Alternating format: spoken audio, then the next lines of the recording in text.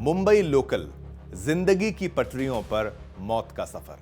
नमस्कार, मैं हूं आपके साथ शिवम दत्त मेहता।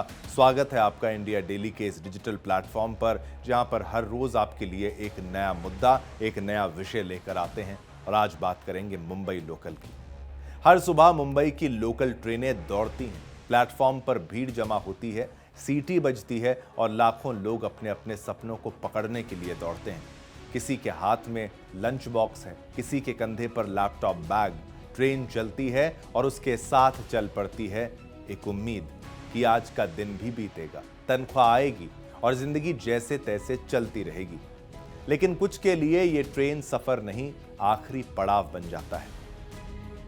सोमवार सुबह ऐसा ही एक दिन था।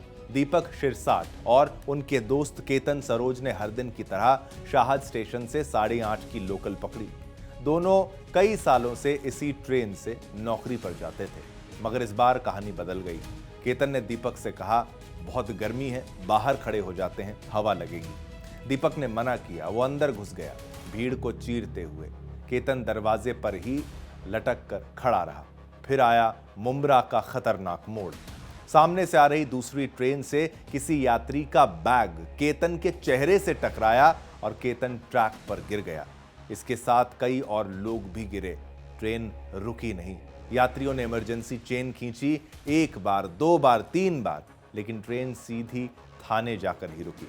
तब तक 4 लोग अपनी जान गंवा चुके थे, 4 से 5। क्या यह हादसा था या एक दोहराई जाने वाली त्रासदी? मुंबई की लोकल ट्रेनें हर दिन औसतन 75 लाख लोगों को ढोती है, लेकिन हर दिन, हर एक दिन इनमें सफर करते हुए लगभग 7 लोग मर जाते हैं। ये सिर्फ आंकड़े नहीं हैं, ये नाम हैं, चेहरे हैं, परिवार हैं। 2023 में 2590 लोगों की मौत हुई। 2024 में अब तक आप सोच लीजिए 2468 जाने जा चुकी हैं। यानी हर दिन 7 लोग घर से निकलते हैं, ट्रेन में चढ़ते हैं और वापस नहीं लौटते। ये मौतें दुर्घटना नहीं, हमारी योजनाओं, नीतियों और प्राथमिकताओं की नाकामी है। रेलवे की दलील होती है कि लोग दरवाजों पर लटकते हैं, ट्रेनों में भीड़ होती है तो हादसे हो जाते हैं। लेकिन ये भीड़ क्यों है? क्यों एक कोच जो 200 लोगों के लिए बना है, उसमें 600 लोग ठूंसे जाते हैं? क्यों ट्रेनों की संख्या नहीं बढ़ाई जाती जब शहर की आबादी 2 करोड़ से ज्यादा हो चुकी है?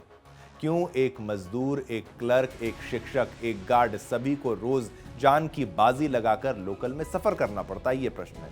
केतन सरोज की मौत अकेली नहीं थी। वो हर उस यात्री की मौत का प्रतीक है जो मुंबई की रफ्तार में पीछे छूट गया। अंबरनाथ, टिटवाला, बदलापुर, ये वो इलाके हैं जहां रहने को घर तो मिलते हैं, लेकिन काम के लिए सफर शहर तक करना होता है। 2 घंटे का सफर हर दिन, दोनों तरफ। सुबह 6 बजे निकलिए, रात 10 बजे घर लौटिए।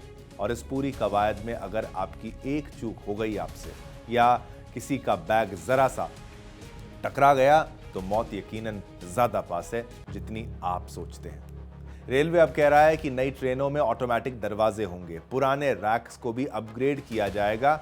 ये एक स्वागत योग्य कदम है, लेकिन ये सवाल वहीं खड़ा है, इतनी जानें गंवाने के बाद ही क्यों?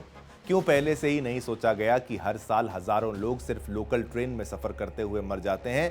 एक और अहम बात, कई यात्री कहते हैं कि भारी भीड़ का एक बड़ा कारण टिकटलेस यात्रा भी है। कुछ रिपोर्ट्स के अनुसार अब टिकटलेस यात्रियों की संख्या 30% तक पहुंच चुकी है। यानी एक ट्रेन में न सिर्फ जरूरत से ज्यादा लोग चढ़ते हैं, बल्कि कई तो बिना किसी वैध अनुमति के।